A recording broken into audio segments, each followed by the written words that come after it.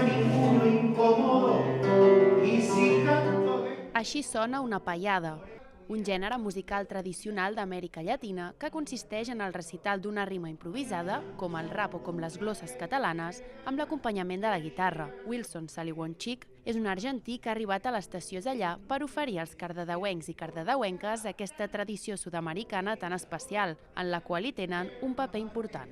Los payadores en general en el mundo, al igual que los raperos y otras tradiciones del mundo, conectamos con el público, el contexto y el público forman parte de lo que se hace, de lo que se dice, hay una interacción, el público pone palabras. Después, como te decía, cantamos canciones que normalmente tienen que ver con la actualidad. Wilson destaca la importància de mostrar cultures i formes d'art d'arreu del món, diferents a les que estem acostumats a veure en el nostre entorn, i assegura que portar una part del seu país, com és aquesta tradició, és molt especial. A las personas que nos gusta el arte, que somos curiosas, nos gusta ver el arte de nuestro pueblo y nos gusta ver arte de otros lugares.